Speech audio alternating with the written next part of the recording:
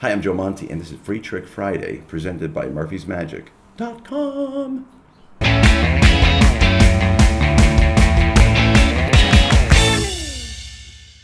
Hi, I'm Joe Monti, and I've been doing the Tenkai move, grip, etc. for about 35 or more years. Now, I learned from Gene Mays in New York. And so this is really like a Di Vernon / Gene Mays, Marlowe, etc., and my own input into it. Now, a lot of people have been trying to present the Tenkai change or grip to you. I want to show to you the way that I learned it. In this case, I will place a joker here. And someone, of course, as usual, will possibly choose a card, say Achtung, Achtung, and they look at the card.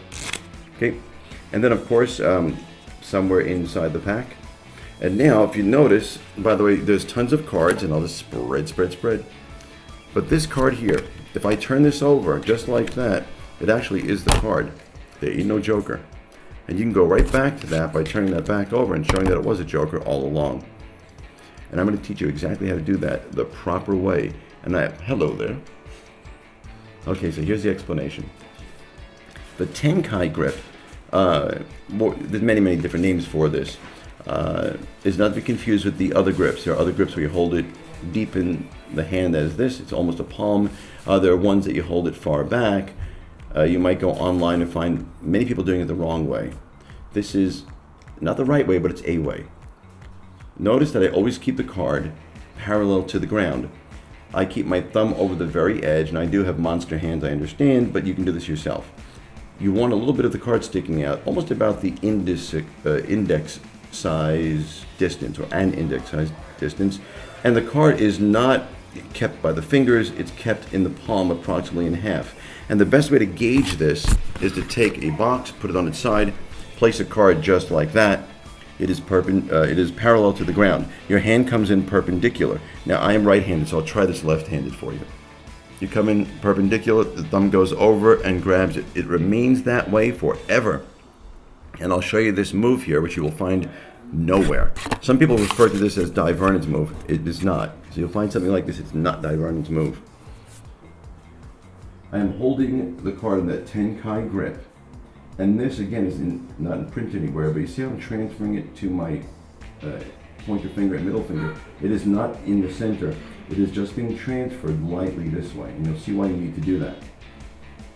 When I'm pointing at the card, and the audience is that way, of course, I transfer it, the thumb comes over, takes it exactly as I showed you, and rolls that over the hand, leaving the changed card face down, to which you can show it has changed. And or you have this card face down, and the audience is there, of course, and it looks like the card changes and or becomes magically the predicted card. So from this side, it looks like this. When I pick up this joker, and I see many people think this joker, and I turn it over, and it looks just like it changed. And or you can do it this way by turning it over, okay?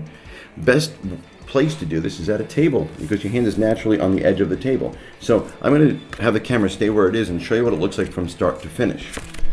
And there's so many different ways to do this. I prefer doing it this way, and I'm going to take out, there is one blank card in my gimmick. It is not a gimmick deck, but in this deck that I got, it's a black tally-ho back. So I'm going to put the blank card there, face up, and the audience is out that way. I have someone choose a card. It doesn't matter how you do it. I make them pick the card. In this case, it is the Queen of Diamonds. I let it go one by single if it's still in there. Put my pinky in just above the Queen of Diamonds. Whatever you can do to bring that card to the top, please do. I turn the cards this way, and I want to show you what's happening underneath. I push it toward the Tenkai grip. I tilt everything up except that card. Now remember, you stick to the rule. That remains parallel to the ground. Audience is looking here. I spread the cards. I place them down on the table. Notice my hand comes to the edge of the table. I show the blank card. I say, look, let me turn that face down. A few words, and it becomes the Queen of Diamonds. And from the front, it looks like this. There's their card on top. I say, look, I'm going to show you that all the cards are indeed here, but this one right here, this is a blank card. It happens to be your card now, and you're done. And that is the Tenkai grip. Watch this again and again, and just remember to practice it. Take a box, place the card down, keep this parallel, reach over and lightly touch it. It should be almost to the point where you can tap your hand and the card falls out. I'm Joe Monti, and that's a Tenkai grip. Hi, as an afterthought, just want to let you know that I happen to have these big humongo hands, and I just happen to have my pinky tends to, for some reason, genetically stick out like that. I'm going to try my best to fight doing that, in the future. But I've had so many people make, oh, you got a funny looking little pinky. David Roth one time, many years ago, actually took his jacket off and kind of hung it right there on my pinky when I was doing coin magic.